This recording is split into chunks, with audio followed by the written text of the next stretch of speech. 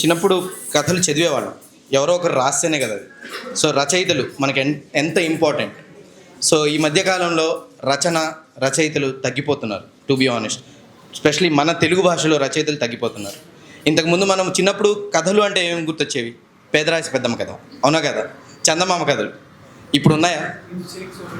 నేనైతే చూడలేదండి బుక్స్. చందమామ కథలు లేవు, పేదరాశి పెద్దమ్మ కథలు లేవు.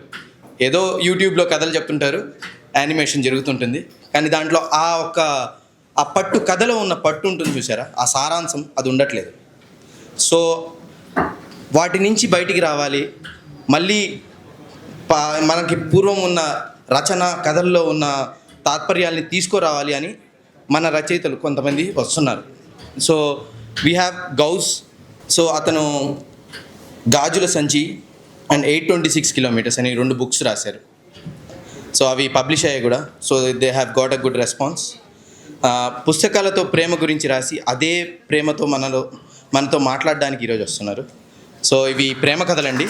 సో ఎంత బాగా అంటే దాంట్లో ప్రేమ గురించి ఎంత బాగా చెప్పారో ఆయన మాటల్లో విందాం. అందరికీ నమస్కారం. నా పేరు మొహమ్మద్ గౌస్. నేను తెలుగు కథలు పుస్తకాలు రాస్తూ ఉంటాను. నేను ఇప్పటివరకు 3 పుస్తకాలు రాశాను. ఇందాక ఆయన చెప్పినట్లు తెలుగులో రచయితలు తగ్గిపోతున్నారు అని చెప్పారు కదా, అది ఒక 10 సంవత్సరాల క్రితమో లేదా 6-7 సంవత్సరాల క్రితం అయితే నిజమే. కానీ ఇప్పుడు ట్రెండ్ మారింది. రచయితలతో పాటు పబ్లికేషన్స్ వాళ్ళు కూడా పెరుగుతున్నారు. సో ఈ లాస్ట్ 2-3 ఇయర్స్లోనే ఒక 10 పబ్లిషింగ్ హౌసెస్ స్టార్ట్ అయ్యాయి. కొత్తగా రాసే వాళ్ళందరూ ఎక్కువగా వస్తున్నారు. స్టోరీ టెల్లింగ్ గురించి చెప్దాం అనుకున్నా ఫస్ట్, కానీ స్టోరీ టెల్లర్స్ ముందే అయిపోయింది. నేను ఇప్పుడు రైటర్గా పిలిచారు కాబట్టి జస్ట్ కథ ఒకటే చెప్తాను. బట్ నేను నా 3 పుస్తకాల పేర్లు చెప్పాను కదా, వాటి గురించి చిన్న ఇంట్రడక్షన్ ఇచ్చి నేను కథలు ఎందుకు రాస్తానో చెప్పి ఒక చిన్న కథ చదువుతాను. నా ఫస్ట్ బుక్ పేరు గాజుల సంచి. రాయలసీమ. నేను రాయలసీమ నుంచి వచ్చాను. రాయలసీమలో డైలెక్ట్ మీ అందరికీ తెలిసే ఉంటుంది. సినిమాల్లో ఎక్కువగా విలన్లకి కమెడియన్లకి వాడుతూ ఉంటారు. సో రాయలసీమ అనగానే ఫ్యాక్షనిజం అని, ఇంకా రౌడీస్ అని అలా చూపిస్తూ ఉంటారు. అంటే ఎక్కువగా స్టీరియోటైప్ చేశారనమాట. సో నేను చిన్నప్పటి నుంచి పుట్టి పెరిగి నేను చూసిన రాయలసీమ అంతా వేరు, కానీ సినిమాల్లో వీళ్ళు చూపించేదంతా వేరు అనమాట. మొత్తం ఇలా స్టీరియోటైప్ అయిపోయింది అని దీని ఒపీనియన్ మార్చాలి. కొంతమందికైనా అసలైన రాయలసీమ ఎలా ఉంటుంది, సినిమాల్లో చూపించిన రాయలసీమ ఎలా ఉంటుంది చూపిద్దామని నేను నా చైల్డ్హుడ్లో జరిగిన ఇన్సిడెంట్స్, నేను చూసినవి విన్నవి అన్నీ కలిపి చిన్న షార్ట్ స్టోరీస్తో రాశారనమాట. అది గాజుల సంచి పుస్తకం. నా సెకండ్ బుక్ పేరు 0 నెంబర్ 1. ఇది కొంచెం షాడో బుక్స్ మీరు వినుంటారు, నవలలు.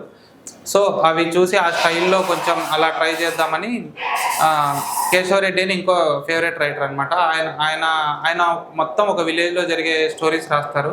సో ఆ స్టైల్లో జరిగేవి మా ఊర్లో ఒక చిన్న థ్రిల్లర్ జరిగితే ఎలా ఉంటుంది అని ఊహించి థ్రిల్లర్ స్టైల్లో రాశారనమాట. అదొక చిన్న నవల. ఇంకా థర్డ్ బుక్ వచ్చేసి ఇక్కడ చూపిస్తున్న 826 కిలోమీటర్స్. ఇది కంప్లీట్లీ ఒక లవ్ స్టోరీ. ఆ 2 విలేజ్లో జరిగే చిన్న స్టోరీస్ అండ్ విలేజ్లో జరిగే థ్రిల్లర్. ఇది కంప్లీట్లీ ఒక మెట్రో సిటీలో జరిగే ఒక లవ్ స్టోరీ. ఇది ఒక టెక్కీ లైఫ్లో జరిగే లవ్ స్టోరీ అనమాట. సో ఈ 3 పుస్తకాలు రాశాను. ఈ పుస్తకం అన్నిటికంటే బాగా వెళ్ళింది. అరౌండ్ ఇప్పటికీ ఒక 10,000+ కాపీస్ సోల్డ్ అయ్యాయి అనమాట. ప్రజెంట్ 6th or 7th ఎడిషన్లో ఉంది. అయితే చాలామంది అడుగుతుంటారు, ఎందుకు రాస్తావు నువ్వు కథలు, like what is your idea of fiction అని. My idea of fiction is just alternate version of reality. So ఇప్పుడు ఈ కథలో ఉన్నది ఏంటి, ఈ కథలో ఉన్నది ఏంటంటే బేసిక్గా ఒక అబ్బాయికి కొత్తగా జాబ్ వస్తుంది, ఎంఎన్సీ కంపెనీలో జాయిన్ అవుతాడు. సో నాకు జాబ్ వచ్చినప్పుడు నేను జాయిన్ అయ్యాను అనమాట. ఇక్కడ ఒక మంచి లవ్ స్టోరీ జరిగితే ఎలా ఉంటుంది అని నాకు అనిపించింది అనమాట. రియల్ లైఫ్లో జరగకపోయినా మొత్తం నవలు మొత్తం రాశాను అనమాట ఊహించుకొని. That is my idea of fiction. Second బుక్కి ఇంకా ఇంట్రెస్టింగ్ స్టోరీ ఉంటుంది. లైక్ మా ఊర్లో ఒక చిన్న ప్లేస్ ఉంది. ఆ ప్లేస్కి కొంచెం ఒక మిస్టీరియస్ పాస్ట్ ఉన్నట్లు చెప్తూ ఉంటారనమాట. అదేంటనేది అంటే అది రివీల్ చేయాలని నాకు లేదు. సో నేను చిన్నప్పటి నుంచి అక్కడే పెరిగా. అరౌండ్ ఆ ప్లేస్ నుంచి ఒక 100 మీటర్స్ దూరంలో మా ఇల్లు. సో ఈ ప్లేస్కి ఇంత మిస్టీరియస్ పాస్ట్ ఉంది కదా, కానీ మిస్టీరియస్ స్టోరీ ఏం లేదు. సో ఆ ప్లేస్ గురించి కొన్ని చెప్తారు కానీ నిజంగా జరిగినవి ఏం లేవు. నిజంగా ఈ కాలంలో ఆ ప్లేస్లో ఏదైనా జరిగితే ఎలా ఉంటుంది అని ఊహించి రాశారనమాట. సో అది కూడా just like alternate version of reality. So అలానే నేను మా ఫ్రెండ్స్ లోటస్ పాండ్ దగ్గర ఒక చిన్న ఆఫీస్ తీసుకొని డిజిటల్ మార్కెటింగ్ కంపెనీ స్టార్ట్ చేశారు. అప్పట్లో నేను ఎక్కువగా వెళ్ళేవాడిని అక్కడికి. సో అక్కడికి వెళ్ళినప్పుడు ఆ ఏరియా అదంతా అలా చూశాను.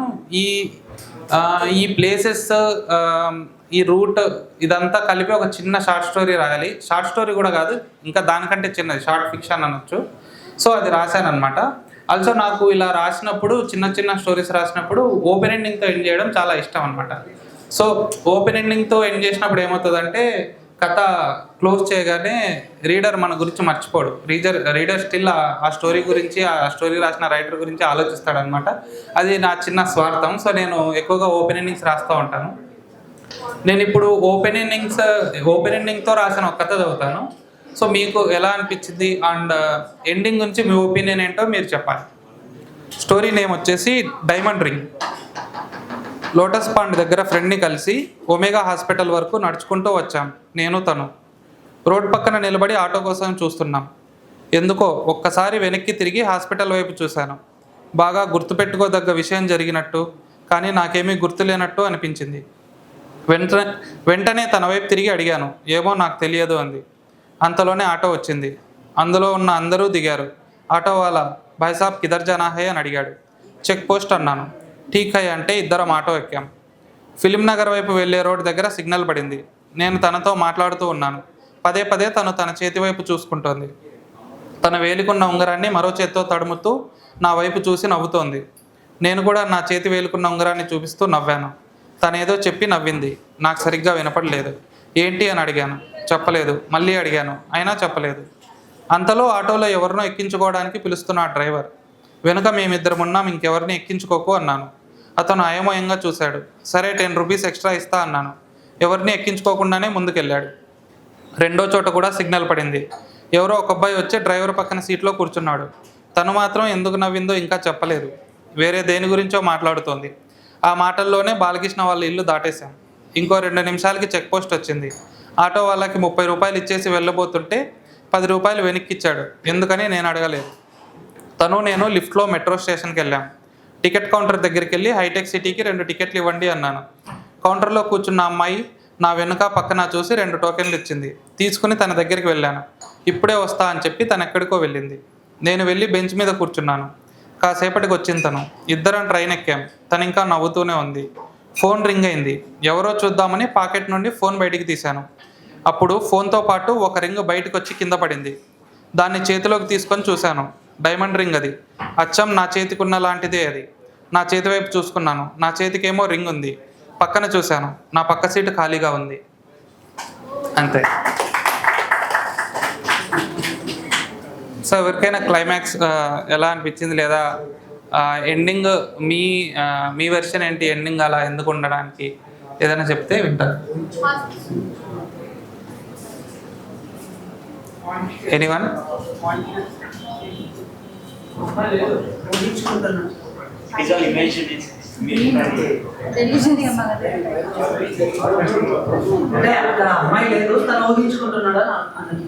ఓకే. ఇంకా నిర్సేమా?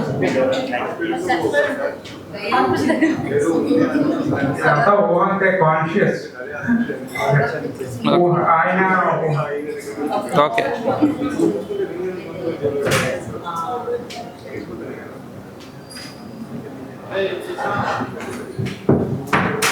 ఓపెనింగ్ లో మీరు హాస్పిటల్ వైపు వెనక చూసి అన్నారు కదా, సో మేబీ ఆ హాస్పిటల్లో అమ్మాయి చనిపోయింది, ఆ రింగ్ మీరు పెట్టుకున్నారు.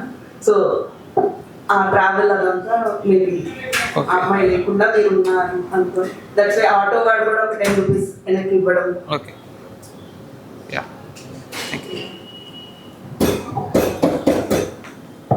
This version is close to what I had in mind while writing. So నాకు ఇలాంటి థాట్ ఎందుకు వచ్చిందంటే, మధురానగర్ మెట్రో స్టేషన్ అని ఒక కథ రాశాను అనమాట. ఆ కథకు కూడా ఇలానే ఓపెన్ ఎండింగ్ పెట్టాను. అది ఆ కథ బాగా ఫేమస్ అయింది. పుస్తకాలు చదివే వాళ్ళు చాలా మంది చదివి దాని గురించి రకరకాల ఎండింగ్స్ నాకు చెప్పారు. అయితే ఇలానే ఒక ఈవెంట్ అయితే అక్కడ స్టోరీ రీడింగ్ సెషన్లో ఆ కథ చదివాను అనమాట. ఒక్కొక్కరు ఒక్కో రీజన్ చెప్పారు. రీజన్ చెప్పిన తర్వాత ఒక అమ్మాయి అసలు ఈ కథలో హీరోయిన్ ఉందా లేదా ఇమాజినేషన్ అన్నది అనమాట. సో అసలు నా మైండ్లో అది లేదు. సో నాకేమనిపిస్తుంది అంటే రాసే వరకు మాత్రమే మన పని, రాసిన తర్వాత ఇట్స్ రీడర్ స్టోరీ. సో వాళ్ళు ఏదనుకుంటే అదే రైట్ అనమాట. వాళ్ళకి మన కథ రాసిన మనకంటే చదివిన వాళ్ళకి ఎక్కువ తెలుసు, వాళ్ళకే ఎక్కువ ఇది ఉంటుంది జడ్జ్ చేయడానికి అనిపిస్తుంది. సో మనం రాసినప్పుడు మనం ఏదో ఒక రీజన్ అనుకోవచ్చు, కానీ మనం అనుకున్నది కాకుండా ఇంకా ఇంకా ఇన్నోవేటివ్ వేలో రీడర్స్ వాళ్ళు ఇలా ఇంటర్ప్రిట్ చేస్తారు. సో నాకు అలా వాళ్ళు ఎలా ఇంటర్ప్రిట్ చేస్తారో తెలుసుకోవడం కోసమైనా ఓపెన్ ఎండింగ్స్ పెట్టడం ఇష్టం అనమాట. Thank you for this opportunity. Thank you Ghouse. చాలా ఓకే క్వశ్చన్స్ ఉన్నాయంట Ghouse, you should stay. Okay sorry. Actually నేను 820 బుక్ ఒక 2 years బ్యాక్ చదివాను. It's really nice. 2 years back వేరే చదువుతారు, ఇది వచ్చింది 2 years మీన్స్ లైక్ ఒక maybe 1.5 hour. 820 is Madhu story right? yes నేను ఎక్కువగా సో అసలు మధు క్యారెక్టర్ మీరు ఎట్లా డిజైన్ చేశారు? అసలు నిజంగా మీ రియల్ లైఫ్ లో కూడా మధు ఉందా? It's any fictional? Actually Madhu is a character from my recent novel 826 kilometres. అది అంటే ఒక క్యారెక్టర్ రచయిత డిజైన్ చేయడానికి ఖచ్చితంగా రియల్ లైఫ్ లో ఇన్స్పిరేషన్ వాడతారు. కాకపోతే ఒక మనిషి నుంచే ఒక క్యారెక్టర్ అనేది పుట్టదు. మోస్ట్లీ ఎలా ఉంటుందంటే మనకు తెలిసిన ఒక 5-6 మంది కలిసి ఒక క్యారెక్టర్ అవ్వచ్చు, లేదంటే మనకు తెలిసిన ఒకే మనిషి 5-6 క్యారెక్టర్లలో కూడా ఉండదు. నేను క్రియేట్ చేసిన ఇప్పుడు మీరు నా ఫ్రెండ్ అనుకోండి, మిమ్మల్ని బేస్ చేసుకుని ఏదైనా క్యారెక్టర్ క్రియేట్ చేస్తే మీరు ఆ పుస్తకం చదివి మీరు ఆ పాత్ర గురించి చదివినా ఇది నన్ను బేస్ చేసుకొని రాసాడని కూడా మీకు అనిపించదు. సో అంతగా అంటే ఒక మనిషిలో నాకు ఒక కోర్ ఎమోషన్ తీసుకుని లేదా ఒక ఇన్సిడెంట్ ఇన్స్పిరేషన్ గా తీసుకొని డిజైన్ చేస్తూ ఉంటాను. So Madhu is obviously inspired from real life person, but not single person. So ఒక 3-4 మెంబర్స్ అయిపోతుంది, లేదా 5-6. ఈవెన్ నాలో ఉన్న క్వాలిటీస్ కూడా మధులో ఉండదు. సో అలా అంటే రియల్ స్టోరీ అని చాలా మంది అడుగుతారు. మీరు చదివారు కాబట్టి చెప్తున్నాను, it's not a spoiler, so not a problem. అందులో సెండ్ ఆఫ్ ఇవ్వడం మర్చిపోతారు కదా. సో ఆ సెండ్ ఆఫ్ ఇవ్వడం మర్చిపోయే స్టోరీ అనేది మా ఫ్రెండ్స్ కి నాకు జరిగింది. సో నేను దాన్ని బుక్ లో హీరోకి హీరోయిన్ కి మధ్య జరిగినట్టు రాసాను. సో అలాగా సో చాలా నార్మల్ గా జరిగినవి కూడా స్టోరీలో మనం కొంచెం ఎమోషన్ యాడ్ చేసి ఆ మెయిన్ క్యారెక్టర్స్ మధ్య ఒక మంచి కాంటాక్ట్ ఇచ్చి రాసినప్పుడు ఇది రియల్ లైఫ్ లో నిజంగా జరిగిందేమో అన్నట్టు అనిపిస్తుంది. ఆ బుక్ చదివిన తర్వాత కూర్గ్ వెళ్ళాలనుకుంటున్నాను. చాలా మంది చెప్పారు ఆ బుక్ చదివాక కూర్గ్ మైసూర్ ఆ 2 ప్లేసెస్ వెళ్ళాలనిపించింది. రిలేటెడ్ టు సేమ్ ప్లేస్ అన్నారు మీరు, కూర్గ్ అంటే? లేదు, నేను రాయలసీమ అనంతపురం డిస్ట్రిక్ట్, బట్ నేను అక్కడ జాబ్ చేశాను కొన్ని రోజులు. సో దానివల్ల ఆ ప్లేస్ మీద ఎక్కువ ఇష్టం వచ్చి ఆ ప్లేస్ ని ఏదైనా బుక్ లో పెడదామనేసి నేను రాశాను. I recommended many people also. ఇప్పుడు లైబ్రరీస్ కూడా దొరుకుతున్నాయి.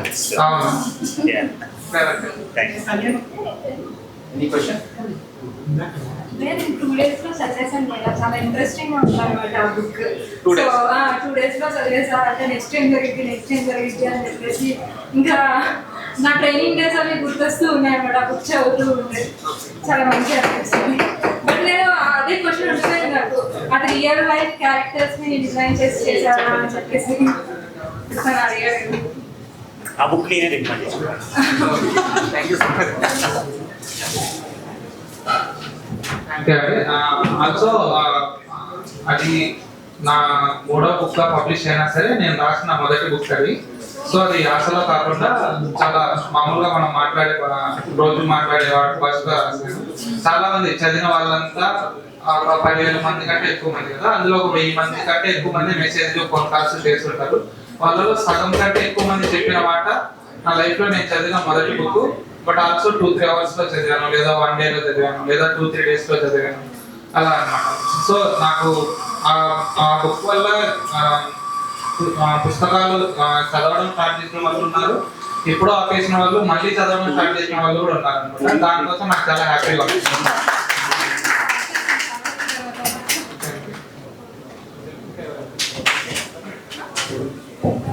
అప్కమింగ్ బుక్స్ అప్కమింగ్ కరెంట్లీ ఇప్పుడు ఒక మన మెట్రో సిటీస్ లో ఉద్యోగాలు చేసుకునే వాళ్ళు వీళ్ళు ఉంటాం కదా, అంటే మనలాంటి వాళ్ళమే హోమ్ టౌన్ నుంచి ఇక్కడి నుంచో ఇక్కడికి వచ్చి ఉద్యోగాలు చేసుకుంటూ, లేదా ఎవరినో పెళ్లి చేసుకోవడం ద్వారా మెట్రో సిటీకి వచ్చి, అలాంటి వాళ్ళందరూ వాళ్ళ జీవితాల్లో లోన్లీనెస్ ఎలా ఉంటుంది, like loner in metropolitan city, ఆ కాన్సెప్ట్ షార్ట్ స్టోరీస్ రాశాను. ఇందాక కూడా వస్తూ స్టోరీస్ కంప్లీట్ చేసి వచ్చాను. ఇంకొక నెక్స్ట్ మంత్ రిలీజ్ ఉంటుంది బుక్. సో అప్పుడు ఖచ్చితంగా ఇన్స్టాగ్రామ్లో very best. First of all గౌసన్న చాలా థ్యాంక్స్ అన్న, ఇక్కడికి వచ్చి మీ వాల్యుబుల్ టైం షేర్ చేసుకున్నందుకు thank you so much. And I hand over to Karim introduce next. That was amazing. Like literally చాలా ఇంట్రెస్టింగ్ ఉండిందండి మీరు చెప్పిన స్టోరీస్ గురించి. కానీ లైక్ క్లిక్ హ్యాంగర్ ఓపెనింగ్ పెడుతున్నారు కదా, క్లిక్ హ్యాంగర్. సో ఆ సస్పెన్స్ మీరు మేబీ మూవీస్ కూడా ట్రై చేయొచ్చు రాయడానికి. That was really good. Like మీరు చెప్పిన షార్ట్ స్టోరీ కూడా ఆ హాస్పిటల్ది, లైక్ దట్ థాట్ అనేది, ఆ ఆలోచన రావడం, ఆ ఆలోచనని మళ్ళీ పదాల్లో రాయడం అనేది చాలా గొప్ప విషయం అండి. ఎప్పటి నుంచో నేను అదే అనుకుంటాను. నాకు కవితలు కానీ రచన అంటే ఇష్టం కానీ నేను చేయలేదు. కవితలు రాసాను కానీ రాయలేదు, ఓకే, బుక్స్ రాయలేదు. బట్ రాసేవాడు అంటే I admire, because long process. చాలా పెద్ద థాట్ తీసుకుని వచ్చి ఒక స్టోరీగా మళ్ళీ దాన్ని మళ్ళీ చాప్టర్స్గా డివైడ్ చేసి రీడర్స్ అటెన్షన్ ని బ్రేక్ అవ్వకుండా తీసుకోవాలి. That is real art. And seeing these people saying about me book, that is success. Like వాడు చదివారు, లైబ్రరీలో దొరుకుతుంది, లైక్ ఆ కష్టానికి ఫలితం అండి. ఇలాంటి విన్నప్పుడు, ఆ ఆర్టిస్ట్ గురించి విన్నప్పుడు వినేవాళ్ళకి ఆనందంగా ఉంటుంది, లైక్ ఆర్టిస్ట్ కూడా ఆనందంగా ఉంటుంది. Like this is what we need. Like this stage it right. మనం ఇప్పుడు ఆయన స్టోరీ విన్నాము, reciprocations from the audience, that is really great. And ఒక బుక్ రాసినప్పుడు యాజ్ వి సెడ్ రైట్, రచయిత రాస్తారు, మిగతా ప్రేక్షకులు చదివేవారు, it's up to them. That's a very good thought actually. So that is how you take things forward. And Gauss garu, all the best for your future books.